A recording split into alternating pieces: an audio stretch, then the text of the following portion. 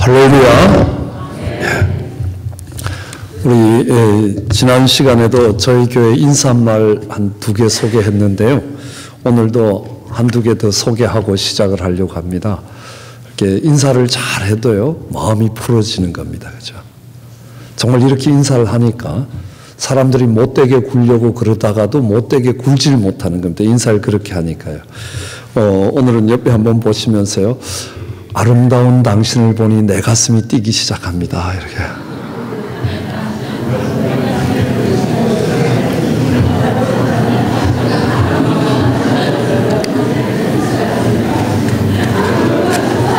그럼 연애하는 심정으로 그렇게 하라 이런 건 아니고요. 예, 제가 이런 인사말을 많이 했더니만 우리 청년들은요, 좋아하는 여자 자매 옆에 늘 예배를 드립니다. 앉아서요, 인사하라 그러면 기회가 왔다 하고 얼마나 진지하게 인사를 하는지 모릅니다. 근데 이거는 그런 뜻이 아니고 정말 우리 형제님, 우리 자매님, 우리 집사님, 장로님을 통해서 하나님이 받으실 영광이 보이면 얼마나 기대가 되겠습니까? 얼마나 가슴이 떨리겠습니까? 저희 교회는 이런 게 있습니다. 정말 내가 가지고 싶은 차를 드림카라고 이야기합니다. 꿈에 그리던 차라고요. 또 정말 이렇게 살고 싶은 집을 드림하우스라고 이야기합니다. 정말 내가 만나고 싶었고 함께 가고 싶었던 사람을 드림퍼슨이라고 이야기합니다. 그래서 이렇게 인사하죠. 당신은 정말 내가 오랫동안 꿈꿔왔던 아름다운 분이십니다. 예. 내가 내 평생 사모했던, 내가 오랫동안 꿈꿔왔던 아름다운 분입니다. 그렇게 한번 인사해 보시죠. 특성하신 우리 장로님 꼭 하셔야 되는데.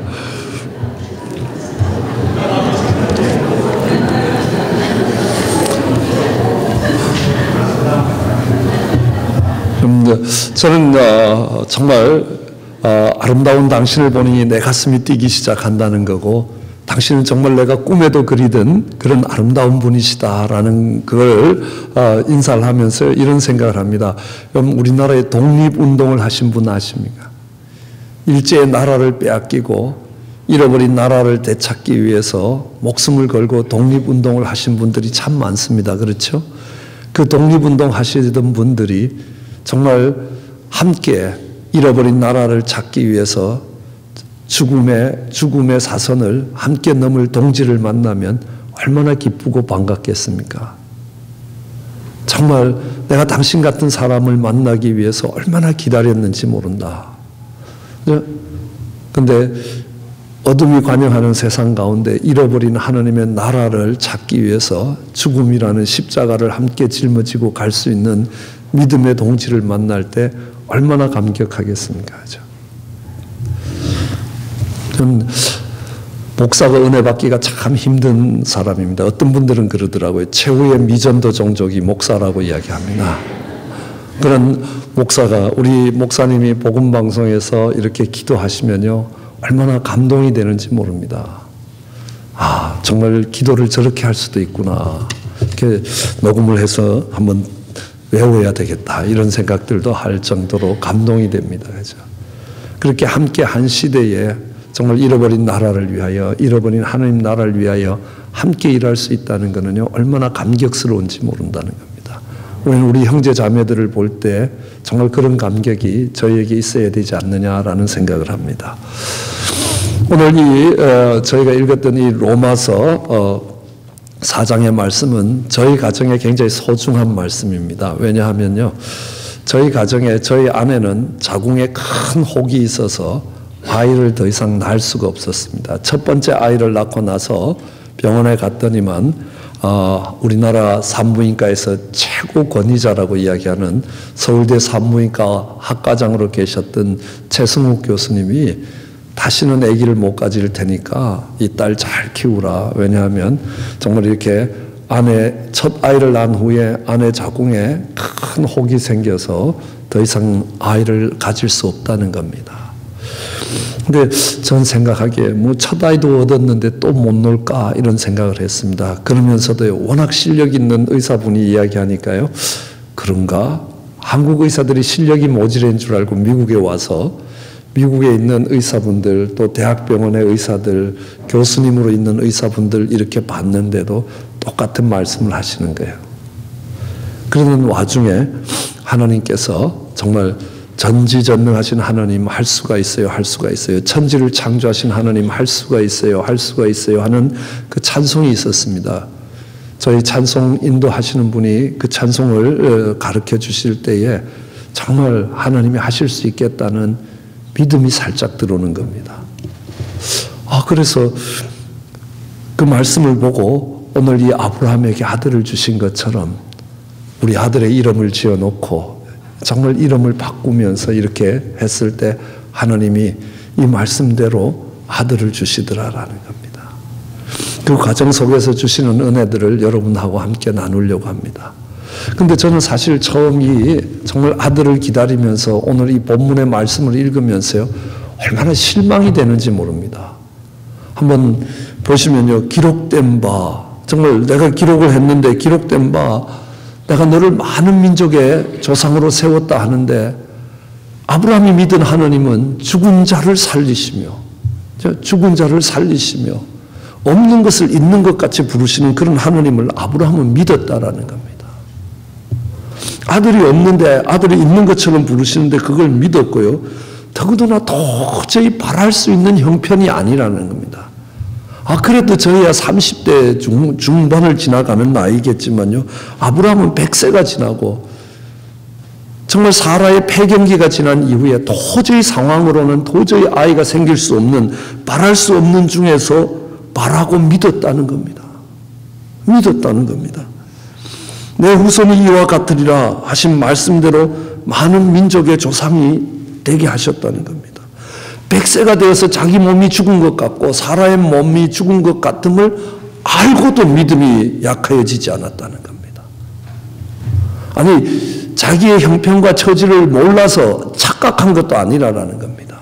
정확하게 자기가 어떤 위치에 있는지, 어떤 상태에 있는지를 알고도 믿음이 약해지지 아니하고 믿음이 없어 하나님의 약속을 의심하지 않았다는 겁니다. 아니, 이게 어떻게 가능할까라는 겁니다. 그리고 한편으로는 그래요. 믿음이 있으면, 하나님이 주신 믿음이 있으면 적어도 이 정도는 돼야 하나님이 주신 믿음이라고 생각하는데 거기까지는 좋은데 저를 보니까요, 전혀 아닌 겁니다. 그죠? 저는 한국에서 전혀 믿음이 없는 집안에서 태어났습니다. 그래서 하나님하고 전혀 상관이 없고요. 크리스마스나 뭐 부활절이나 이런 데 가면 교회에서 선물 준다는데 저는 그것도 모르고 자랐습니다. 교회가 뭐 하는 데인지 모르고 그냥 학교 가다 보면 지붕이 빼쪽한 이상하게 생긴 건물이 한 개 눈에 띄는데 그것만 보고 저긴 이상한 사람들 가는 데구나 이런 생각을 하고 자랐습니다. 대학을 다니고요. 대학을 다니다가 그저 한두 번 저희 아내를 따라 교회를 가봤습니다. 연애할 때요. 교회를 간 게 아니라 저희 아내가 다니던 학교 캠퍼스 구경하기 위해서 캠퍼스 안에 있는 교회를 따라갔습니다. 근데 뭐 전혀 이해 못하는 이상한 이야기를 하더라라는 겁니다. 그럼 도저히 믿을 게 못 된다. 이건 상종할 인간들이 아니다라고 생각을 하면서 자라는데요. 제게 참 이상한 일이 하나 생겼습니다. 저하고 나이 차이가 많이 나는 이 막내 여동생이 있었는데, 제가 서울에 올라올 때 아버님이 얘야, 이 막내 데리고 서울 올라가서 정말 이렇게 네가 잘 돌보거라. 막내 하나 집에 남아 있는데 걔 힘드니까 그냥 올라가는 김에 다 데리고 올라가라. 그래서 막내를 데리고 올라와서 이제 학교를 보내고 이렇게 뒤를 돌보면서 같이 컸습니다. 근데 얘가 고등학교를 가더니만요, 담임 선생님을 따라 교회를 다니는 거 아닙니까? 저는 그때 교회를 나가면요, 집안이 망하는 줄 알았습니다.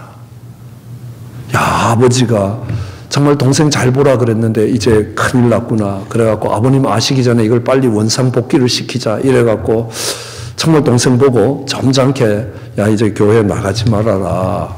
집안도 이렇고 하니까 그만 나갔으면 좋겠다. 그러니까 얘가 그 말을 안 듣고 나가는 겁니다.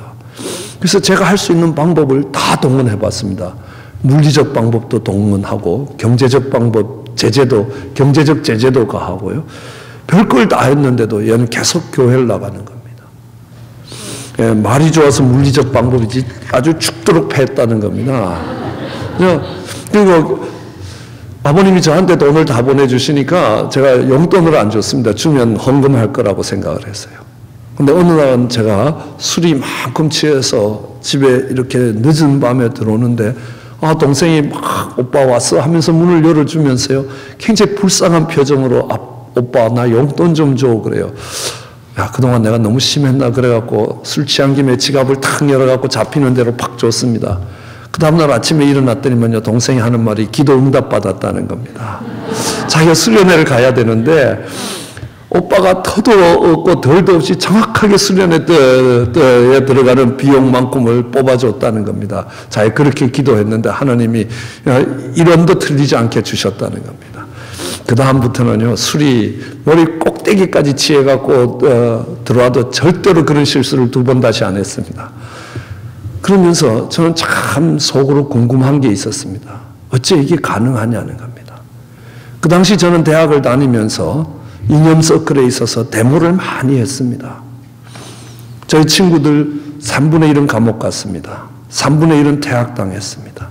저는 마침 대학을 다니는데 그 당시에 우리 대학의 총장님이 저희 아버님의 사촌 형님이었어요. 그래서 퇴학당할 자리에서 이제 군대로 쫓겨갔습니다. 어쨌든 저희 알던 2 형은 총살을 당했습니다. 사형을 당했습니다. 그런 속에서 우리가 나라와 민족을 위해서 우리 한평생을 한번 하나님 그 나라와 민족을 위해서 한번 이 나라를 복되게 만들어 보자 하고 도원의 결의를 하는데요. 이 친구들이 경찰서에 한번 잡혀가고 이렇게 갔다 오면요 다 바뀌어요. 근데 제가 경찰서에서 받던 고문 수준으로 제가 우리 동생을 고문하는데 얘는 안 바뀌는 겁니다. 어떻게 이 고등학교밖에 안 되는 어린 여자애가 정말 신앙이라고 붙들고 있는데 걔는 정말 자기 인생을 다 던지고 앞으로 이렇게 살아갈 것이라고 정말 여러 사람들 가운데서 굳게 결심한 그 결심이 못 버티는 자리에 얘는 버티고 있다는 겁니다. 이게 도대체 뭔가라는 겁니다. 얘가 믿고 있는 이 믿음이라는 게 어떤 거고 얘가 믿는 하나님을 믿는 게 어떤 건가. 그렇다고 해서 그렇게 핍박하다 하루아침에 딱 돌아서서 어떻게 하냐 이렇게 물을 수는 없지 않습니까? 제가 보니까요. 제가 학교 다닐 때 알았던 목사님 아들이 하나 있었습니다. 그 불렀습니다. 내가 어떻게 하면 믿으면 되냐 그랬습니다. 그랬더니만요. 그냥 성경을 읽으라는 겁니다. 그래서 제가 성경을 읽어봤습니다. 한번 읽어보니까 무슨 말인지 도무지 모르겠습니다. 야 이거 너무 어렵다. 거짓말하면 될 걸 괴율 그러니까 이게 내가 알아들을 수가 있나. 그래서 그 당시에는 다른 번역이 없었습니다. 공동 번역을 하나 갖다 놓고 옆에는 NIV 성경책을 갖다 놓고 영어로 읽고 한국말로 읽고 한국말로 이해 안 되는 건 영어로 읽고 영어로 이해 안 되는 건 다시 한국말로 읽으면서 2번을 읽었습니다. 6개월 만에 2번을 읽었는데도 무슨 말인지 도무지 모르겠습니다. 별로 감동을 안 하시네요. 그죠? 불신자가 6개월의 성경을 2번 읽었다. 이건 보통 독한 게 아닙니다. 우리 집사님들도 2번 안 읽는 것 같아요. 근데 2번을 읽었는데 안 믿어지는 겁니다. 그 친구를 불러서 야 네가 시키는 대로 내가 2번 믿었는데 안 믿어진다. 어떻게 하면 되냐. 그러니까 세례를 받으래요. 그래요. 그러자 해갖고 머리를 대밀고 세례를 받았습니다. 세례를 받아서 눈을 탁 뜨면요. 막 새로운 세계가 탁 펼쳐지고 마음속에 믿음이 막 생겨날 줄 알았습니다. 근데 세례를 받고 딱 눈을 떴는데 전혀 달라진 게 없는 겁니다. 완전히 공개적으로 망신당한 것 빼놓고는 없는 겁니다. 그 친구를 다시 불렀습니다. 야, 내가 어떻게 믿으면 되냐? 그러니까 그 친구가 그냥 믿으면 돼. 믿으면 믿어져. 그래요.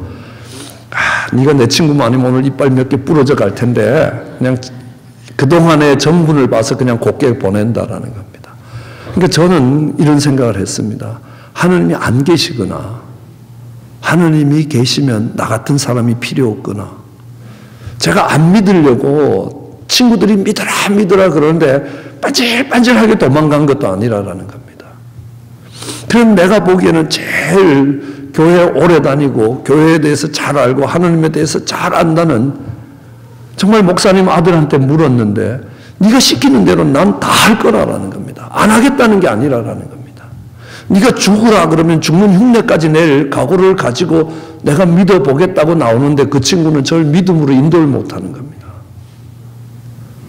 그럼 하나님이 안 계시든지 그 하나님이 나 같은 사람이 필요 없든지 뭐 어느 쪽이라도 상관없습니다. 이제는 나는 신앙하고는 상관없는 삶을 살아가는 겁니다. 열심히 정말 이렇게 회사도 나가고 술도 먹고 열심히 놀다가 정말 저희 아내가 야 저렇게 술 먹다가는 도저히 제 명에 못 살겠다 싶어서 유학 가자고 그러는 겁니다. 못 이기는 척하고 유학을 왔습니다. 유학을 오니까요 뭐가 많이 달라졌습니다. 우선요 제가 텍사스로 유학을 왔는데 텍사스에 가니까 어떻게 하냐면 이 사람들이 탁 만나니까 하우디 그래요. 야 이거 하와이도 아니고 하와이도 아니고 이게 뭐냐라는 겁니다. 예, 이게 그 촌동네 사투리인지 제가 어떻게 압니까, 그죠? 야, 근데 어느 날은요 학교에 갔더니만 학생들이 교수님께 뭘 막 갖다 줘요. 너 뭐 주냐 그랬더니만 이게 과제물 나온 거라는 겁니다. 야, 저는요 과제물이 나왔는지 안 나왔는지도 모르는 겁니다. 하기는커녕 과제물을 내줬는지 안 내줬는지도 몰랐습니다. 근데 그래도 저는 다행인 게 여기 토렌스에 가면 코너스톤 교회에 이종영 목사님이 계셨습니다. 이종영 목사님은 샌안토니오에서 공부를 하셨는데요. 고집사 그래도 나은 거야. 나는 수업이 시작됐는지 끝났는지도 몰라. 학생들이 우르르 나가면 나가고 끝난 줄 알지 수업이 끝난 줄 몰랐다는 겁니다. 야, 그래도 제가 한국에서 참 똑똑하다고 자부심을 갖고 살았는데 미국 오니까 영어 하나가 달라지니까 얼마나 바보가 되는지 모릅니다. 제가 중국 갈 때도 마찬가지입니다. 돈을 이만큼 들고 가는데도요 음식점에 가서 뭘 시켜 먹을 수가 없는 겁니다. 이제 하나 압니다. 적어 그러면 이렇게 그래서 적어 달라고 몇 개 주라는 말도 잘 못합니다. 그죠? 그러니까 하여튼 야, 이게 말이 달라지니까 참 바보가 되는 거구나라는 겁니다. 내가 참 바보라는 게 처음 깨달아졌습니다. 그리고 딴 데도 아니고 텍사스에 가니까 텍사스는요, 그러니까 취미가 등산이라 그러면 사람들이 다 웃어요. 왜냐하면 산이 있어야 산에 올라가죠. 앞을 봐도 지평선이고 옆을 봐도 지평선이고 뒤를 봐도 지평선입니다. 100마일로 몇 시간을 달려가도 그냥 끝도 없는 지평선이 펼쳐지는 겁니다. 야, 정말 땅 넓다. 이제 내가 비록 배웠다는 겁니다. 태양이 비면 지구가 130만 개 들어가고요. 태양계에서 가까운 별 하나가 비어도 130만 개의 지구가 들어가는 태양이 6,400만 개 들어가고 조금 큰 별은요 한 400억 개까지 들어갑니다. 태양이요. 그러면 별이 40억 개 있는 게 은하계고 은하계 같은 별군이 40억 개 있는 게 우주라는 겁니다. 그럼 이 우주가 얼마나 크다는 것은 우리가 과학 시간에 배웠는데도 그게 실감이 안 나는 겁니다. 근데 그 넓은 이 텍사스 평원에 딱 서니까 사람이 개미 새끼만한 겁니다. 정말 작다는 겁니다. 인간이 아무것도 아니구나라는 생각이 듭니다. 그래서 거기서 사람이 겸손해지는 겁니다. 무릎이 꿇어지는 겁니다. 거기에다가 예수 믿는 사람들을 만났는데요. 이 사람들이 얼마나 신앙생활을 잘하는지 몰라요. 전 여기서 트레스 디아스라는 거에 한번 올라갔습니다. 하도 우리 교인들이 많이 가니까 저도 가봤습니다. 근데 하나도 감동이 안 생기는 겁니다. 왜 안 생기냐면요. 이 사람들은 이거 연극 무대를 만들어 놓고 이렇게 하는데 우리는 학생타운에서 실생활에서 이렇게 했다는 겁니다. 학생들이 밤 2시에 정말 휴스턴 공항에 도착을 하면요. 그러니까 밴 같은 차가 없으니까 작은 차들이 막 2대, 3대, 4대까지 이렇게 짐을 실으러 갑니다. 그래서 그분들을 다 모시고 4시 반에 학생타운에 들어오면요. 그때에 쫙 그냥 맛있는 한국 음식, 그때는 오는 동안에 양식밖에 안 줬습니다. 가을기에도요. 그러니까 한국 음식을 따뜻하게 차려놓고 교회 집사님들 이런 중직들이 다 기다리고 있는 겁니다. 꾸벅꾸벅 졸면서 새벽 4시 반까지 기다리는 겁니다. 그러니까 거기 탁 들어서면요 눈물이 핑 도는 겁니다. 그런 사랑을 받고 그냥 한 달 동안 밥 안 해도 될 만큼 이 집에서 오라 저 집에서 오라 나중에는 귀찮아서 안 가고 싶을 정도로 이렇게 그렇게 먹으러 다니면서 야 신세진 게 있으니 내가 한 달간 얻어먹었으니 최소한 한 달간은 교회 가자 그러면서 갔다가 은혜 받아서 목사가 됐습니다. 근데 그 사람들이 저한테 거짓말할 것 같지 않았어요. 그래서 당신네들은 뱃속에서부터 예수 믿고 나왔냐 그랬습니다. 종자가 다른 줄 알았습니다. 근데 이분들이 하는 말이 아니 자기는 한국에서 교회 안 다니다가 여기 와서 교회 다녔다는 겁니다. 그 사람들이 저한테 거짓말 한다는 거 아니었습니다. 그럼 그들이 갖고 있는 믿음이 어떤 믿음이냐라는 거예요. 그들이 갖고 있는 믿음을 갖고 싶다는 생각이 처음 들었습니다. 그러면서 다시 무릎을 꿇었을 때 한국하고 달라진 것은 겸손한 상태에서 무릎을 꿇어지는 겁니다. 그때 정말 이렇게 강사로 오신 목사님이 이렇게 합니다. 성령 받으라 이렇게 이야기하시는 겁니다. 전 그 말에 충격을 받았습니다. 야, 내가 하나님을 찾아갈 줄 알았는데 성경을 읽고 하나님에 대해서 알아보고 이러면 하나님을 찾아갈 줄 아는데 인생은 하나님을 찾아갈 수 있는 능력이 없는 거구나. 그 목사님이 이렇게 설명을 하시더라고요. 개미가 코끼리가 너무 어떻게 생겼는지 보고 싶어서 코끼리를 한번 보자. 그러니까 코끼리가 딱 나타나서 나다 봐라. 그러면요. 고개가 부러지도록 쳐다봐도 이게 절벽 같은 벽밖에 안 보인다는 겁니다. 그걸 타고 코끼리를 타고 며칠을 돌다가 내려와도 코끼리가 어떻게 생긴지 모른다는 겁니다. 같은 차원에서 크기만 달라도 사람 인식을 못한다는 겁니다. 근데 어떻게 하나님을 알 수 있겠냐는 겁니다. 내가 하나님을 알 수 있는 능력이 없는 사람이라면 하나님이 날 찾아와 주셔야 된다는 겁니다. 난 날 찾아오시는 그 하나님을 받아들여야 된다는 겁니다. 그러면서 무릎 꿇을 때요, 신기한 일이 일어났습니다. 이 성경 말씀이 믿어지고요. 주님이 나를 위해서 십자가에 죽으셨다는 게 믿어지는 겁니다. 근데 저희 아내랑 부부싸움을 한번 대판하면요, 이거 간도라. 다 때리치우고 싶은 겁니다. 그럼 불신자보다 더 나쁘게 빠집니다. 어떨 때 보면 굉장히 믿음이 있는 것 같고, 어떨 때 보면 전혀 믿음이 없는 것 같고, 이 아브라함은요, 흔들리지 않는 이런 믿음을 갖고 있는 겁니다. 이게 어떻게 가능한 거냐라는 겁니다. 내가 믿음이 있는 거냐, 없는 거냐. 그래도 교회 와서 예배 드리면요, 눈물이 막 수도꼭지 터진 것처럼 나오는 겁니다. 저희는 잘할 때 뭐라고 했냐면요, 남자는 3번 우는 거다. 절대로 울면 안 되는 걸로 그렇게 배웠습니다. 정말 누나가 저 잘못했다고 들어가서 막 2시간을 저를 때리더라고요. 우리 부모님의 사주를 받고 했다고. 근데 제가 2시간 내내 잘못했다고 한마디도 안 하고 그냥 딱 나오니까 우리 할아버지가 남자가 기기가 그래야 된다고 이렇게 칭찬하시면서 절대로 여자가 때리는데 울면 안 되는 거라고. 그래서 얼마나 용기를 100배 했는지 모릅니다. 그런데요, 웬일입니까? 눈물이 막 나는 겁니다. 찬송을 해도 눈물이 나고 설교를 들어도 못 알아듣는 것 같은데 눈물 나고요. 6개월 동안 수도꼭지 터진 것처럼 나오는데 제가 봐도 제가 이상한 겁니다. 뭔가 달라졌습니다. 목사님이 말씀을 하면요, 그냥 그 말씀이 믿어지는 겁니다. 아니, 한국에서는 그렇게 믿으려고 그래도 안 믿어지는데 미국에 와서는 믿어지는 겁니다. 근데 부부싸움 하고 나면요, 다 때리치고 집에 가고 한국 가버리고 싶은 겁니다. 그럼 내가 믿음이 있는 건가 없는 건가? 도대체 믿음이 뭔가?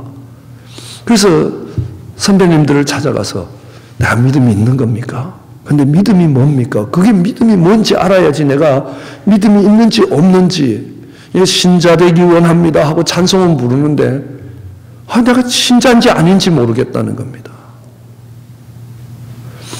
그러니까 우리 선배님들이 설명을 해줘요. 히브리서 11장을 읽으라는 겁니다. 그게 믿음장이래요. 그래서 히브리서 11장을 읽었습니다. 읽고 또 읽고 외울 정도로 읽었습니다. 그래도 믿음이 뭔지 모르는 겁니다.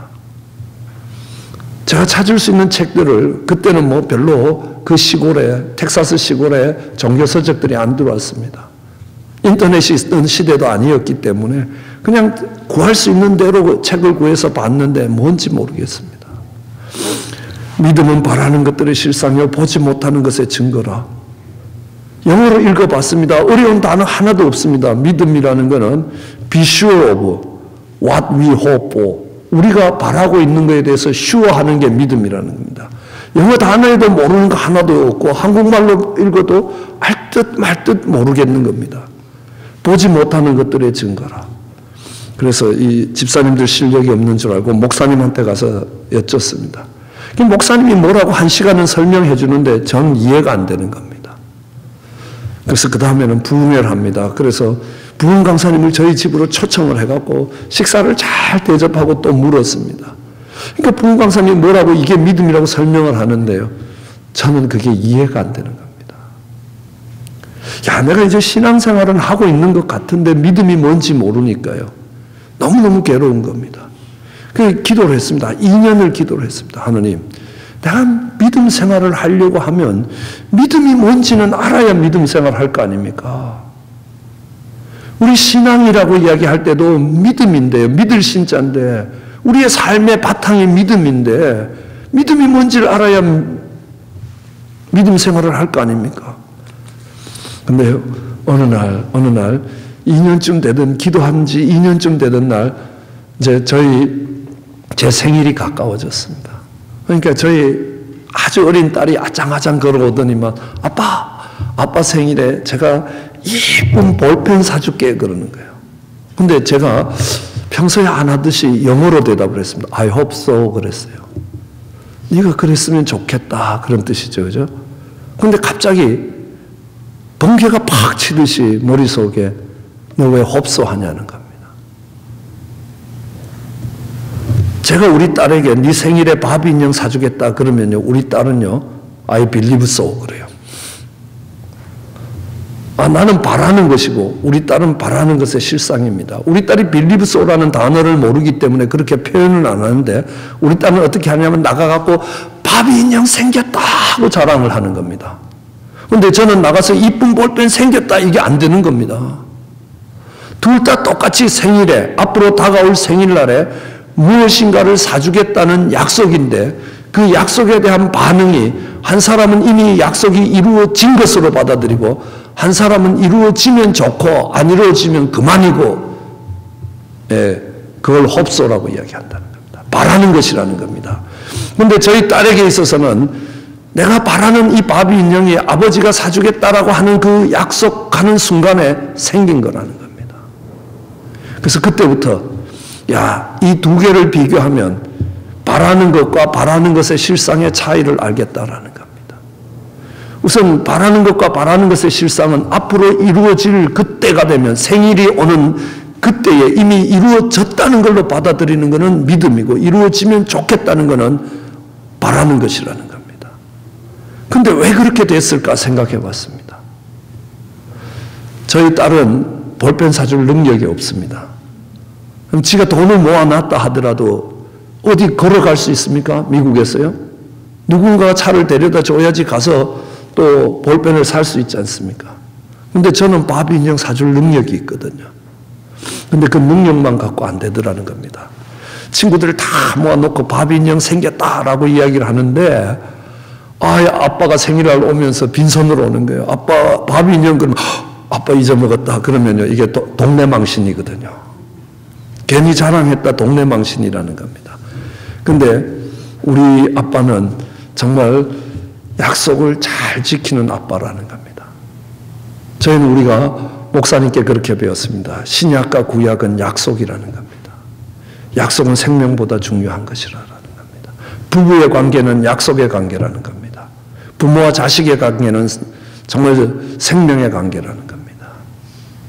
근데 부모와 자식은 일촌이라도 부부는 무촌이라는 겁니다. 언약의 관계라는 겁니다. 그렇기 때문에 약속을 생명보다 귀하게 여겨야 된다는 겁니다. 그러니까 아빠가 내가 약속하마, I promise 그러면 반드시 생기는 겁니다. 내가 노력하겠다, I will try 그러면 몰라도 안 생길지 몰라도 우리 아빠가 I promise 그러는 거는 하늘이 두 쪽이 나도 그건 된다는 겁니다. 그러니까 친구들한테 자랑해도 망신 안 당한다는 겁니다. 그걸 믿음이라고 이야기하는구나. 이 일을 이루어 줄 수 있는 능력이 아빠에게 있고 이 일을 확실히 이루고자 하는 의도가 willingness와 ability와 willingness가 아빠한테 있다는 것들을 확인하는 순간에 이거는 이루어진 거라는 겁니다. 이게 믿음이구나. 그러면서 배웠습니다. 야, 한국말에 미래 완료라는 시제가 없어서 내가 이 믿음을 이해하는데 이렇게 힘들었구나. 예, 믿음은 미래 완료라는 겁니다. 미래에 이루어질 일이지만 이미 완료됐다는 겁니다. 우리의 구원도 그렇습니다. 죽어봐야 아는 거 아니라는 겁니다. 이미 구원받았다는 겁니다. 근데 그 구원이 언제 나타나느냐? 예, 하나님이 약속하신 때에. 그래서 이걸 신학적인 용어로는 already not yet이라는 단어로 사용하는 겁니다. 아, 이게 그런 뜻이구나. 할렐루야라는 것들을 깨달았습니다. 거기까지는 좋은데요. 정말 하나님이 아들을 주실 것이라는 믿음이 생겨서 아멘 하고 했는데 집에 오니까 의심이 생기는 겁니다. 1년, 2년 지나니까 야, 내가 그날 철야 때 너무 간절히 기도하다가 헛소리를 듣고 헛생각을 하고 헛걸 봤나 보다. 그러니까 그만 믿음이 다 없어지는 겁니다.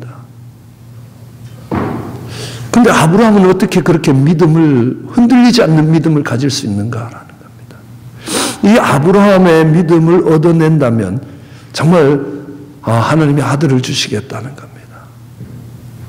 그래서 이 아브라함의 로마서 4장에서 아브라함을 보면서 너무너무 실망을 하는데 창세기를 읽어가다가 보니까요, 아브라함도 하나님이 아들 주신다 그러니까 막 믿고 가다가 하란에 가서 아이고 싫습니다 하고 거기 주저앉았어요.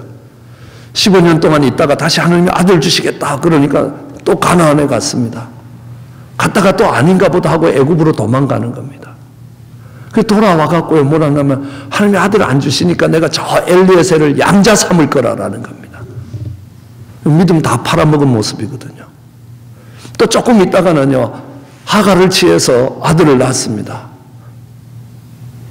그리고 사라가 90세고 아브라함이 100세가 됐습니다. 창세기 17장입니다. 하나님이 다시 와서 아브라함에게 내가 네게 아들을 주겠다 그러니까 아브라함이 웃습니다. 하나님 말이 되는 소리를 하셔야죠. 아브라함이 땅에 엎드려 웃었습니다. 아유, 내가 100세가 다 된 늙은이에게 무슨 낙이 있겠냐는 겁니다. 내가 이 나이에 아들을 얻어서 무슨 즐거움을 얻겠냐는 겁니다. 사라에게 갔습니다. 네게 아들이 있을 거다. 그러니까 사라는요, 속으로 웃었습니다. 여기 조금 더 질이 나쁜 겁니다. 그죠? 예. 차라리 대놓고 웃는 게 낫지.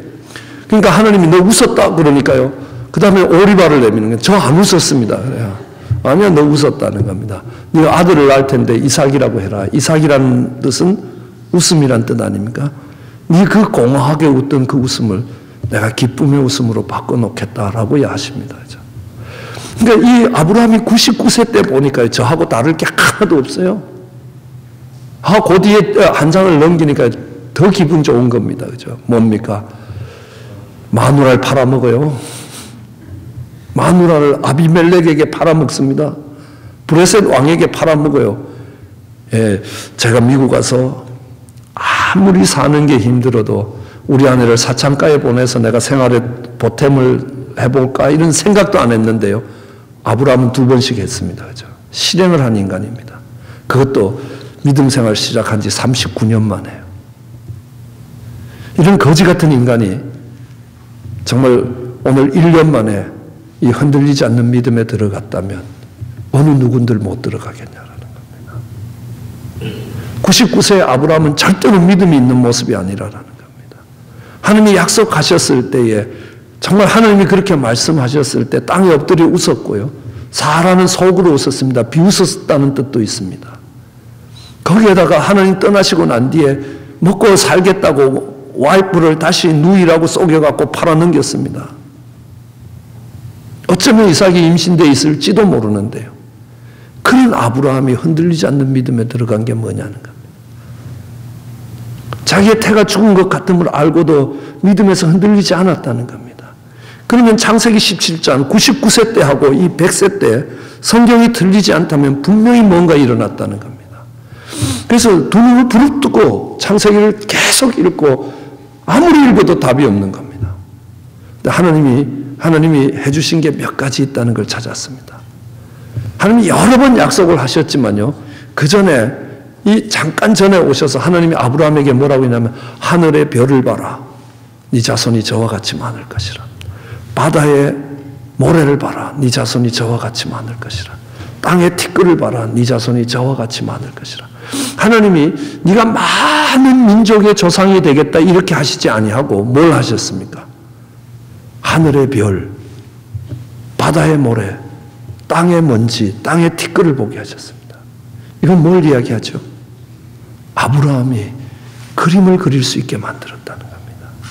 조금 어려운 단어로는 피규러티브 랭귀지라는 겁니다. 그림을 그린 겁니다. 마치 교회를 지을 때에 앞으로 지을 교회를 이렇게 청사진을 그리는 것처럼요. 이런 모습으로 교회가 다 지어지면 이런 모습이 되겠다라는 그림을 그려놓는 겁니다. 하느님이 아브라함에게 많은 자손이 있겠다라는 그 아브라함에게 하신 것이 뭐냐면 자손이 많을 것이라고 이야기한 것뿐만 아니라 그림을 그리셨구나라는 겁니다. 우리도 그림을 그려야 되겠다라는 겁니다. 하느님이 주신 약속의 말씀을 가지고 그 약속의 말씀을 바탕으로 그림을 그리는 것이라는 겁니다. 우리는 그것을 비전이라고 이야기합니다. 꿈이 없는 백성은 망한다는 겁니다. People without vision. 이 비전이 없는 백성은 perish, 멸망할 것이라는 겁니다. 그런데 다른 성경에 보면요. People without revelation이라는 겁니다. 묵시가 없는 백성은 방자에 행한다는 겁니다. 같은 뜻입니다. 이 비전이라는 것은 우리가 본 것을 비전이라고 이야기하면 하느님이 보여주신 것은 묵시라는 겁니다. 내가 비전이 없으면 망하는 것이지만 묵시가 없으면 내 마음대로 살다가 내 인생 다 망하게 된다는 겁니다. 방자하게 굴게 된다는 겁니다. 하느님은 우리에게 미션, 사명이 없는 것 이걸 이야기하지 않습니다. 비전입니다. 비전. 그럼 비전 냄비 아십니까? 왜 그게 비전 냄비죠? 속이 다 들여다 보이지 않습니까? 텔레비전이 뭡니까? 멀리서 오는 신호지만 그림으로 나오는 겁니다. 그죠? 멀리서 오는 신호인데 그림이 없는 것은 라디오라고 이야기합니다. 그렇지만 그림이 함께 올 때는 그건 텔레비전이라고 합니다. 비전입니다. 멀리서 왔다는 텔리라는 것과 비전이라는 겁니다. 우리 속에 그 비전이 있어야 된다는 겁니다. 우리 속에 그 꿈이 있어야 된다는 겁니다. 세상 사람들은 그 꿈을 자기가 만드는 겁니다. 자기가 원하는 것을 그려놓고 정말 이룰 것이다 라고 합니다. 그걸 긍정적 사고라고 이야기합니다. 거기에도 큰 힘이 있다는 겁니다. 그렇지만요, 하나님의 사람은 하나님의 말씀이 우리에게 응할 때 그게 그림이 되어야 된다는 겁니다. 저는 정말 이렇게 새마을 운동을 할 때 뭘 했냐면 2000년대가 되면요, 국민소득이 10,000불이 넘고 각 집집마다 차가 한 대씩 있고 방방마다 텔레비가 한 대씩 있을 거라 그랬습니다. 전요 그거 사기라고 생각했습니다. 독재자가 자기 백성들의 허리띠를 졸라매기 위해서 정말 백성들에게 허황한 꿈을 심어 놓는다는 겁니다. 왜요? 한국 국민소득이 1,000불이 채 안 넘었으니까요. 방방이 텔레비, 온 동네 텔레비 한 대도 없었습니다. 저희 동네는요, 아직 전기가 안 들어왔거든요. 전기가 안 들어오니까 동네에 어디 텔레비가 있습니까? 라인강의 기적이라는 이 인류의 역사 속에서 가장 빠른 경제 개발을 이룬 독일의 속도를 따라가도 2000년대에 그게 안 된다는 겁니다. 이게 말이 되냐라는 겁니다. 그런데요, 제가 2000년대에 살아보니까 그게 된 거 아닙니까? 그 비전을 제시했던 대통령은 그때까지 못 살았지만요, 그거는 아닐 거라고, 그거는 사기라고 입에 거품을 물고 목숨을 걸고 정말 그 정권에 대해서 저항을 했던 저는 2000년대에 살아남고 보니까요, 그게 이루어지는 겁니다. 어떻게 설명할 거냐라는 겁니다. 제가 틀렸다는 겁니다. 지금은요, 시골에 가도 집집마다 차가 다 있습니다. 아주 그 시골 우리 아버님 댁에 가도요, 안방에 텔레비 있고 거실에 텔레비 있고 장롱에 한 대 더 있습니다. 실제 그 말대로 되는 겁니다. 이게 그림을 그리는 게 필요한 것이다. 믿음의 청사진을 그리는 게 필요하다라는 겁니다. 저희 교회 교인들이 9명이라고 어제 설명했습니다. 예, 정말 어쩌면 이 예배당만큼 크거나 조금 더 컸던 미국 교회를 빌려 쓰고 있었는데요. 그럼 생각해 보십시오. 여기 9명 앉아 있다고 생각해 보십시오. 3줄 건너 4줄 건너 1명씩 앉아 있는 겁니다. 근데 하나님 이전이 가득 차는 걸 그려보려고 해도 그림이 안 그려지는 겁니다. 근데 어느 분이 오셔서 자기 딸이 결혼하는데 교회를 좀 빌려달라는 겁니다. 그래서 글을 쓰시라고 미국 교회에 잘 이야기를 해서 쓰게 해드렸습니다. 근데 결혼식을 하는데요, 손님들이 꽉 와서 다 꽉 차는 겁니다. 그죠? 다 참 이렇게 되는구나. 이제 그림이 하나 생겼습니다.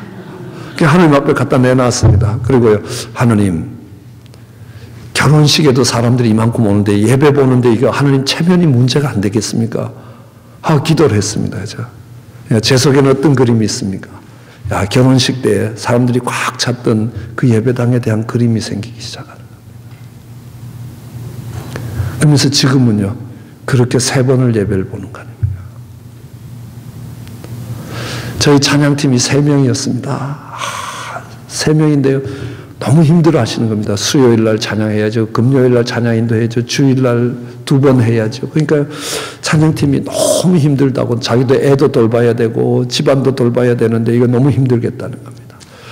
제가 그랬습니다. 곧 있으면 찬양팀 3팀 되는데 그때까지만 참으라 그랬습니다. 그러니까요, 우리 찬양 인도하시는 여자 집사님이 우리 목사님 정신병자인 줄 알았다는 겁니다. 네, 하나님, 정말 하나님이 정말 그 찬양하는 자들을 주시면 이 커뮤니티를 섬기겠습니다.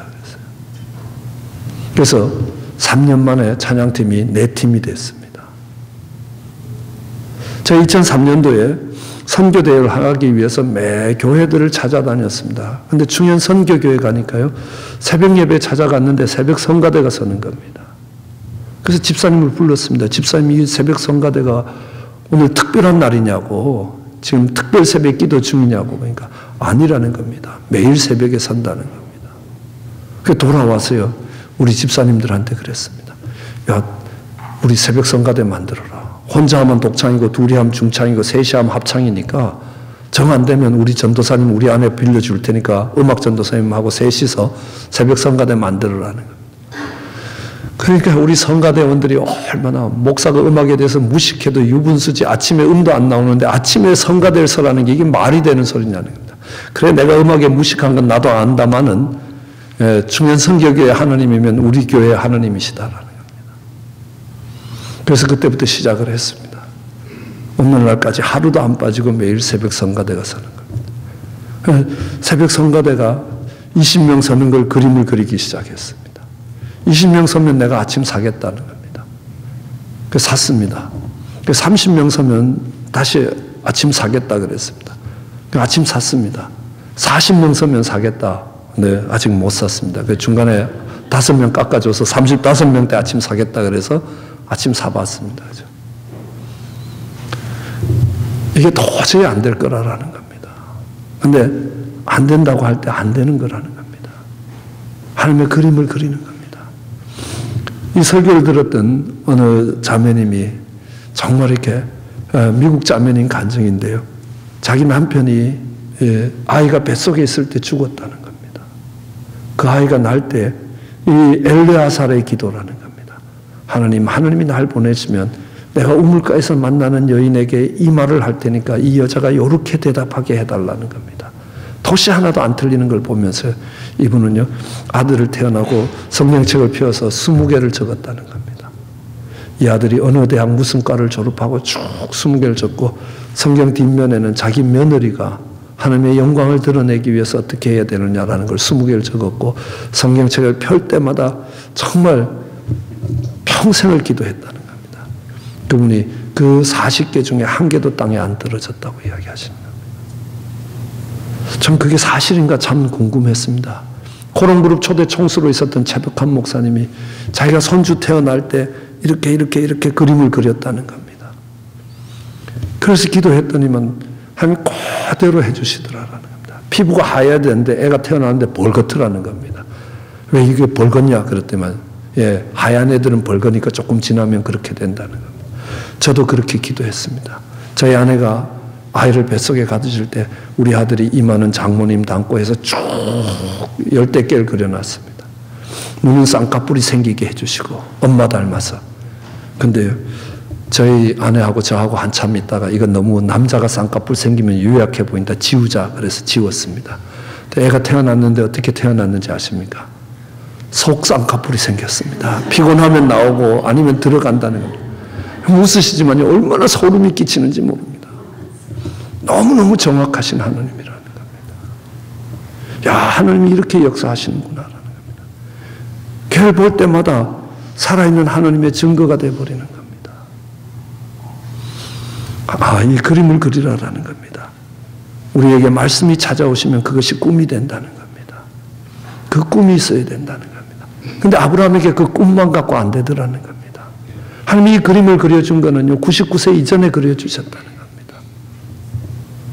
한계 있다는 겁니다. 새마을 운동도 다시 생각해 봤습니다. 우리가 국민소득이 10,000불이 되고, 정말 이거보다 더 중요한 게 새마을 운동이 성공한 거는요, 잘 살아보세. 잘 살아보세요. 이게 얼마나 시끄럽게 나오는지요. 버스를 타도 라디오 채널을 돌리는 데마다 다 나오고요. 우리 이장님 집 찢어진 스피커로 하루 종일 나오는 겁니다. 제가 모슬렘 땅에 가도 모슬렘에도 하루에 5번밖에 안 나와요. 기도하라고 막 하는 소리가 5번 나오는데 그것도 지겨운데요. 이 새마을 운동할 때 이 잘 살아보세요라는 거는요, 하루 종일, 이게 필요하다라는 겁니다. 전 저희 교회에서 그렇게 합니다. 사람이 바뀌는 것은 많은 하나님의 말씀을 들어서 되는 거 아니라는 겁니다. 단순 집중 반복이라는 겁니다. 그래서 하나님이 그걸 하기 위해서 뭘 해주셨냐면 아브라함의 이름을 바꿔주셨습니다. 아브라함을 아브라함으로 바꿨습니다. 사레를 사라로 바꿨습니다. 왜냐하면 아브라함이라는 옛날 이름은 Father of High Father, 인격이 고매하신 아버지입니다. 그런데 새로 주신 하나님의 이름은 아브라함은 Father of All Nations, 자식들이 10나라를 이루는 자식복이 많은 아버지라는 의미입니다. 사례, 열국의 M이라는 겁니다. 한번 생각해 보십시오. 두 늙은이가 딱 앉아갖고 열국의 M이 하고 부르는데 둘이 사이에 자식이 하나도 없다는 겁니다. 그죠? 얼마나 이상한지 아시겠습니까? 더구나 종들을 쫙 불러갖고, 아브라함 종들이 많았습니다. 이 롯이 잡혀갈 때 318명의 가신을 출병시키면요, 아브라함 텐트에서 밥 먹고 산 사람은 2,000명이 넘는다고 보는 겁니다. 그 종들을 쫙 불러갖고 오늘부터 날 아브라함이라 하지 말고 아브라함이라 해라. 종들이 뭐라 그랬습니까? 열국의 애비 해놓고는요, 킥킥 웃어요. 뭐라고요? 드디어 우리 주인 노망했다는 겁니다. 노망했지. 폐경기가 지난 와이프고 정말 자기도 100세가 된 노인네가 정말 앞으로 애를 낳아서 그 애가 10나라를 이룰 거다. 이게 말이 되는 소리냐라는 겁니다. 그런데도요, 참 놀랍게도 그 이름이 불려지면서 놀라운 역사가 일어납니다. 저도 이름을 바꿨습니다. 저희 딸 이름이 아라였습니다. 고아라.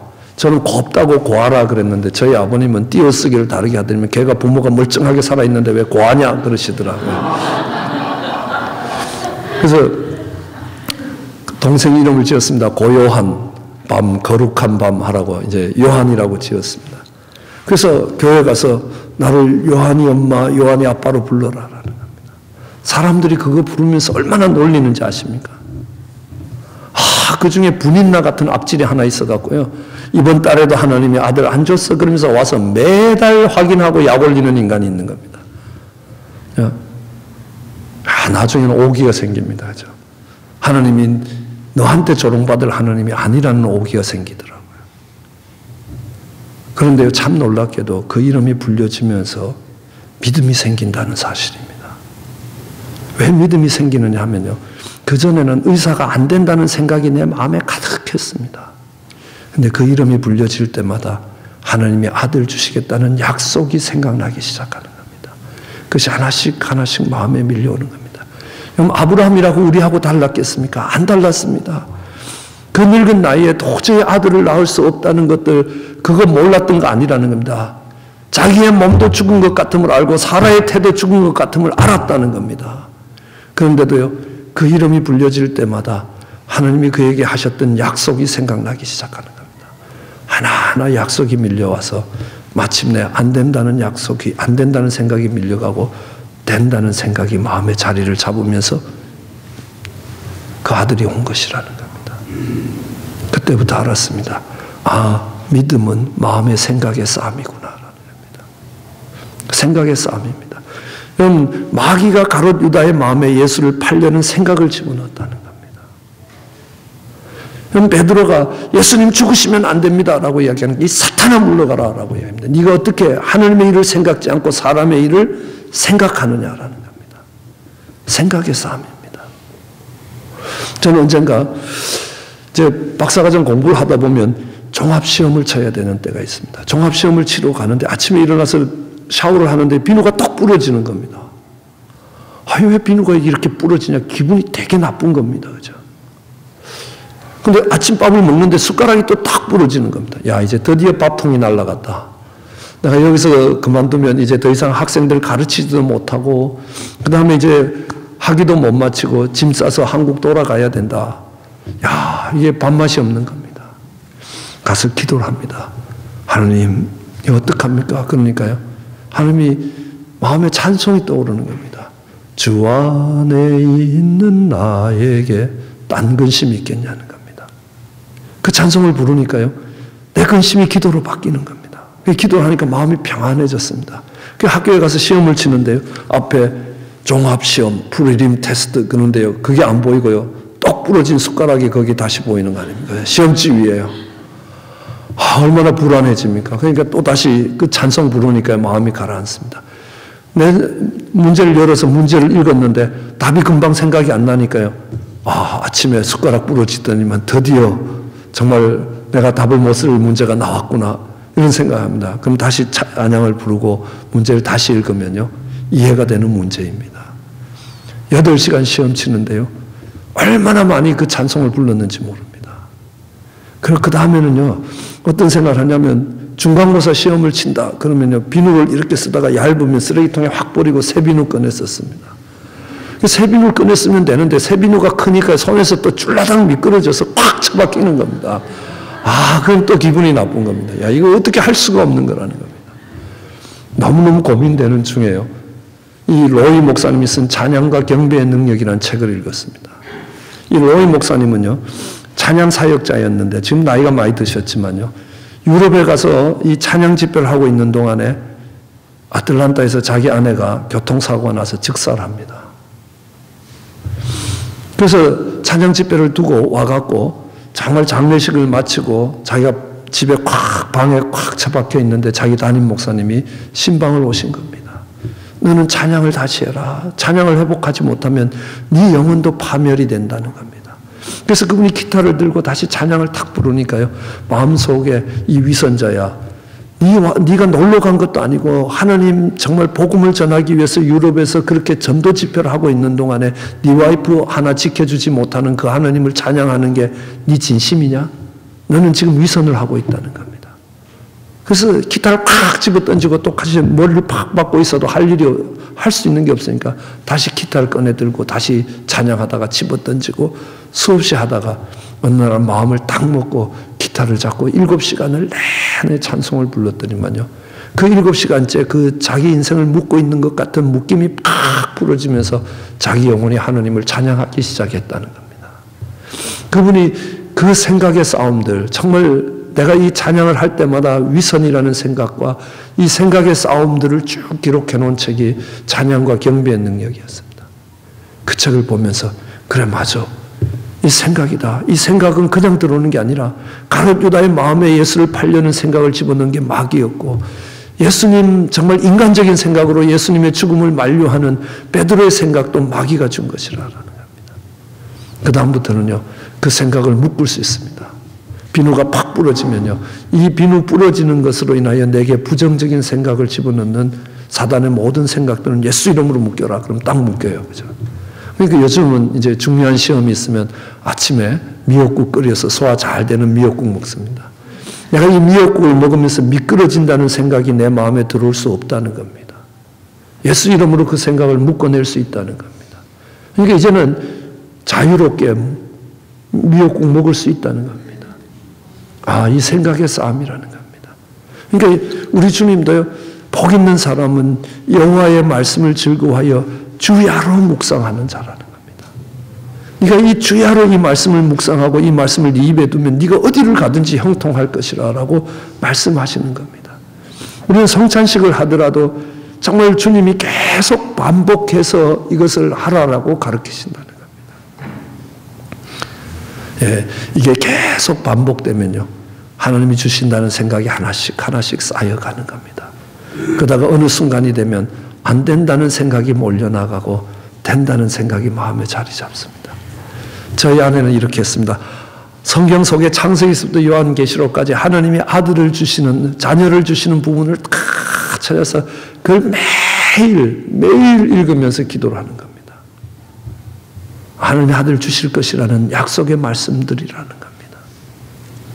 그러면서 어느 날 수넴 여인에게 하나님이 아들을 주실 때 그 말씀이 갑자기 마음에 와서 박히는 겁니다. 그 로고스의 말씀이 레마가 됐다는 겁니다. 그때 믿음이 생기고요, 그 말씀을 붙들고 가는 거라는 겁니다. 계속 매일 그걸 반복하면서 그 말씀이 정말 실상이 되어서 육신이 되어서 우리 가운데 나타날 때까지 그 말씀을 붙들고 가는 거라는 겁니다. 우리는 계속 반복해서 기억나도록 하는 겁니다. 무리를 걷던 베드로를 보더라도요, 예수님을 바라보고 걸어갈 때 무리를 걸어갈 수 있었습니다. 풍랑을 딱 바라보는 순간에 저 풍랑이 나를 치면 나는 물속에 잠겨서 올라오기 전에 죽을 거다라는 겁니다. 그 생각이 베드로의 마음을 점령하는 순간에 베드로의 믿음이 거기서 끝나고 물에 처박히더라라는 겁니다. 아, 이 생각의 싸움이라는 겁니다. 믿음의 싸움은 생각의 싸움이라는 겁니다. 그 생각들이 우연히 들어오는 것 아니라라는 겁니다. 저는 회사에 다닐 때 그런 거 많이 해봤습니다.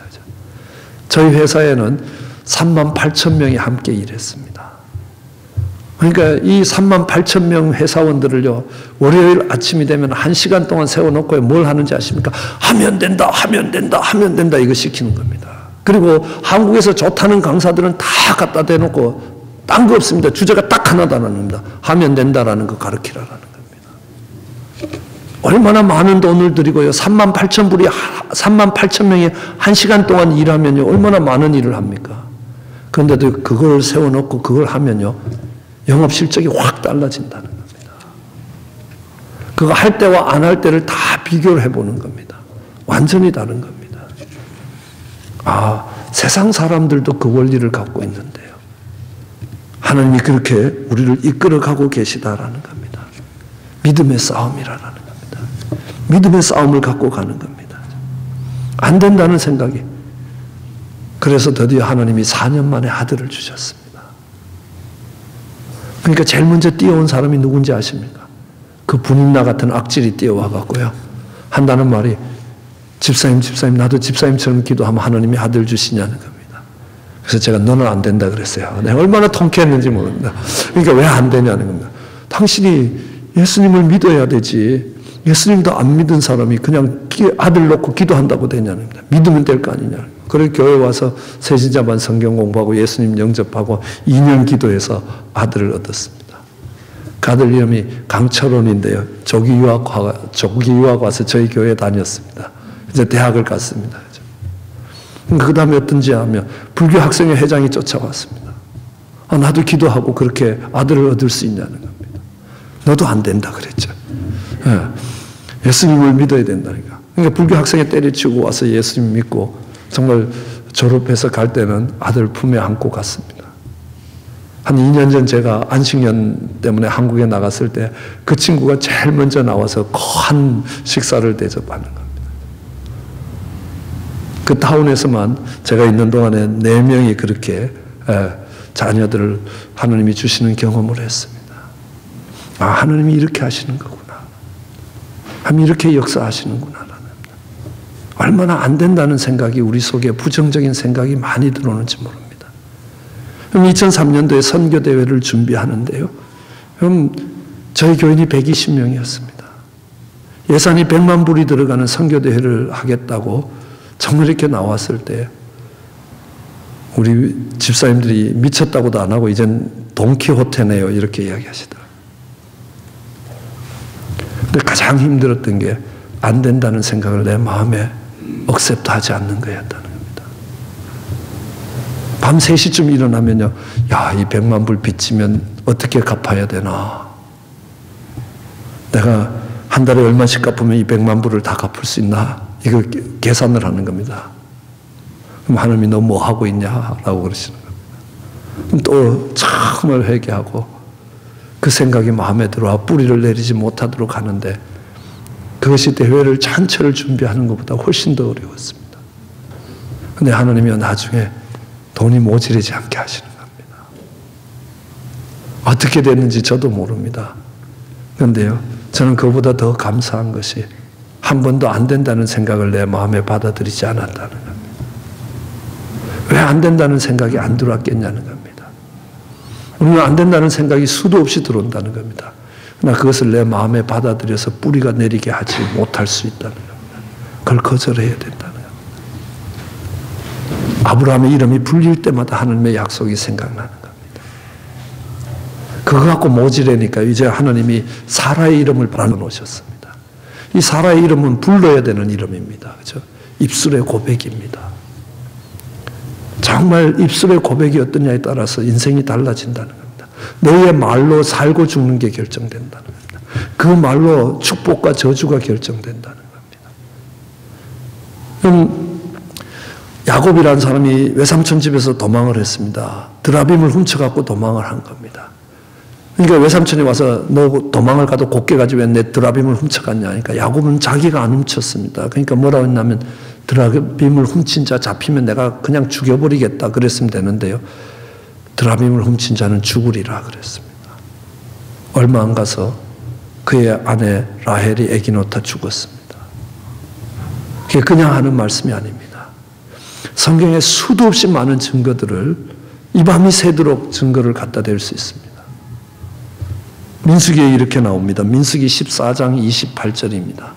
거기에 보면요, 민수기 14장 28절에는 12명의 정탐꾼이 약속의 땅을 정탐하러 갔다가 돌아왔습니다. 10명은 부정적인 이야기를 했습니다.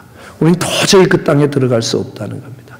여호수아와 갈렙은 그 땅은 하나님이 우리에게 주셨고 그들은 우리의 밥이다라는 겁니다. 공격하러 가자라는 겁니다. 우리가 그 땅을 얻게 될 것이라는 겁니다.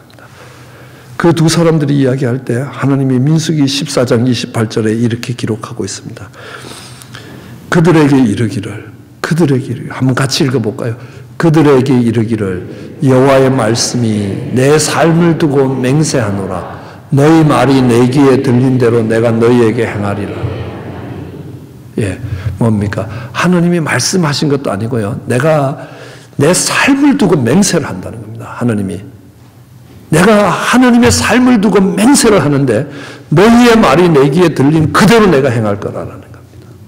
네가 안 된다라고 이야기하면 저 약속의 땅은 정복할 수 없다라고 이야기하면 정복할 수 없게 될 것이라는 겁니다. 저들은 우리의 밥이다. 정복하러 올라가자. 하나님이 우리에게 주신 것이기 때문에 우리는 반드시 정복할 수 있다라면 그들의 발로 인하여 그 땅을 정복하게 될 것이라는 겁니다. 너희의 말이 내 귀에 들린 그대로 내가 행할 것이라는 겁니다. 이렇게 이야기합니다. 이사야서 57장 19절은 입술의 열매를 짓는 나 여호와가 말한다는 겁니다. 나는 입술의 열매를 짓는다는 겁니다. 네가 입으로 말한 것이 열매 맺도록 하는 것은 여호와라는 겁니다. 이 망할 놈의 자식아 그러면요, 얼마나 힘듭니까? 남편이 망한다는 거 아십니까? 이 망할 놈아 그러지도 안 하고요, 망할 놈의 자식아 이렇게 되는 거예요. 이 빌어먹을 놈아라고 이야기하면요, 그냥 빌어먹는다는 겁니다. 그럼 자녀들을 꾸짖더라도요, 꾸짖지 말라는 건 아니라는 겁니다. 너는 하나님의 큰 사명을 감당할 자가 이렇게 행동하는 것은 하나님 사람답지 않다는 겁니다. 고치라라는 겁니다. 그럼요, 그 꾸지람을 들으면서도 하나님의 큰 계획을 가지고 하나님이 나를 이 땅에 보내신 사람이라는 겁니다. 이 말이 얼마나 무서운지 모른다는 겁니다. 말을 고쳐가야 된다는 겁니다. 그럼 아비가일이라는 사람은요, 말 몇 마디로 다윗의 칼을 꺾습니다. 그리고 그의 인생을 바꿔놓는 걸 보게 되는 겁니다. 하나님이 입술로 사라라는 이름을 부르는 것은 사라의 이름을 부르기 위해서가 아니라는 겁니다. 하나님이 아들을 주실 것이라는 것, 하나님이 열국의 조상이 되게 만드실 것이라는 입술의 고백으로 받으시는 겁니다. 그래서 우리는 이렇게 이야기합니다. 정말 믿음의 그림을 그린다는 겁니다. 하나님의 말씀이 그림이 되게 만든다는 겁니다. 그리고 정말 그것을 계속 반복해서 생각한다는 겁니다. 그리고 그것을 입술로 고백해 가는 겁니다. 언젠가 전필도 목사님이라고 부산 수영로에 계시는 목사님이 저희 교회 2번을 오셨습니다. 3번을 만나 뵈는데요. 만나 뵐 때마다 저한테 이렇게 합니다. 야, 내가 너한테 1,000만 불짜리를 지금 식사 한 끼에 가르쳐 준다 그래요. 뭔데요? 그래서 했더니만요. 야, 좋은 걸 보고 좋은 걸 생각하면서 좋은 걸 말하면 좋게 된다. 나쁜 걸 보고 나쁜 걸 생각하면서 나쁜 걸 말하면 나쁘게 된다. 이렇게 하시는 겁니다. 그러니까 정말 나쁜 걸 보고 시어머니가 아주 못된 걸 보면서 그 못된 시어머니를 생각하면서 나는 절대로 저런 시어머니처럼 안 돼야 되겠다라고 굳게 결심하며 입으로 맨날 저 시어머니 같이 안 되겠다고 입에 달고 있어도 그는 결국 그 시어머니하고 똑같은 사람 된다는 겁니다. 근데 좋은 걸 보고 좋은 걸 말하며 좋은 걸 생각하면 좋은 게 된다는 겁니다. 그러니까 넌 설교 준비를 할 때도 절대로 힘든 사람을 보지도 말고 생각하지도 말고 가장 이 설교로 은혜 받을 사람을 생각하면서 설교를 준비하고 생각하고 설교할 때도 다른 사람 다 보지 말고 가장 은혜 받는 사람 그 사람만 보고 설교를 하고 그렇게 하라라는 겁니다. 그럼 교회가 다 그 사람처럼 된다는 겁니다. 처음에 그 말을 할 때에 별로 감동이 안 됐습니다. 2번째 다시 그 말을 할 때 이분이 굉장히 중요한 이야기인가 보다 나 볼 때마다 이야기를 하신다는 겁니다. 3번째 이야기를 하는데요. 마음에 와닿았습니다. 그래 맞다라는 겁니다. 3번째는 이렇게 이야기합니다. 정말 하나님 그 정필도 목사님 고생 많이 했습니다. 장로님들이요 연판장 써서 미국에 있는 저한테까지 이만큼 두껍게 정필도 목사 죽일 놈 이렇게 해서 보냈습니다. 근데 그때도 하나님 왜 그래 제게는 좋은 장로 한 사람 동역할 사람이 없습니까? 하니까요. 어떤 장로가 좋은 장로냐라고 묻는데 자기한테 장로에 대한 그림이 없었다는 겁니다. 담임 목사인 내게 장로의 그림이 없는데 장로님들에게 그게 있겠냐? 그래서 그때부터 정필도 목사님이 하신 게 있습니다. 전국에 있는 좋은 목사님들을 다 교회로 초청을 해서 절대로 딴 설교하지 말고 목사님 생애에 만났던 가장 훌륭한 장로님이 어떤 장로님인지 그 장로님 소개만 해라는 겁니다. 그렇게 하면서요. 그 장로님들이 다 바뀌더라라는 겁니다. 내가 저런 장로가 되어야 되겠다는 그림이 생겼습니다. 그걸 매일 반복해서 단순 집중 반복하면서 그게 매번 생각나게 만들어 가시는 겁니다. 그리고 그것을 신앙으로 고백하게 만들었다는 겁니다. 그러니까 그렇게 되는 겁니다. 전 스타워즈라는 영화를 보면서 너무너무 충격을 받았습니다. 전 안 보다가 어느 날 집에 들어갔는데 저희 아들이 마지막 스타워즈 마지막 부분을 봅니다. 거기에 보면 시커먼 탈을 쓴 자가 아버지거든요. 해방군에서 정말 전사로 일하는 제다이 룩, 제다이라는 건 입다라는 말입니다. 그러니까 큰 용사 입다에 잽다니까 제다이 룩이라는 사람이 자기 아버지랑 막 싸웁니다. 한번 다시 보시면요. 그 끝부분에 그 어둠의 세력에 가장 힘을 갖고 있는 사람이 룩을 죽일 수도 있고 살릴 수도 있는데 안 죽이고 뭐라고 이야기하냐면 이렇게 합니다. You hate your father. 네가 네 아버지를 미워해라. 그러면 you will start your journey to the dark side. 너도 어둠으로 잡혀올 것이다. 라는 겁니다. 그럼 내가 옳은 일 때문에 의로운 일 때문에 다른 사람을 미워하기 시작하면 악으로 잡혀간다는 겁니다. 전 몰랐습니다. 저희 옆집에요. 웬 신앙이 좋다고 하시는 분이 계시는데요. 예, 솔직하게 이야기 드리면 전도사인데요. 그 아내가 맨날 우리 집에 뛰어옵니다. 갈비뼈가 2개 부러져서 오고요. 어떨 때는 정말 이렇게 담뱃불에 찢어서 오고, 어떨 때는 소주병에 찔려서 오고, 이렇게 되는 겁니다. 집사라 그래도 열받을 텐데 전도사라 그러니까 제가 얼마나 열받겠습니까? 아침에 교회 나가는데 인사를 합니다. 목사님 안녕하세요 하고 얼마나 공손하게 인사하는지 모릅니다. 속이 뒤집어지는 겁니다. 근데 참 놀라운 건요, 성전에 가서 무릎을 꿇는데 기도가 안 되는 겁니다. 왜 기도가 안 되는지 몰랐습니다.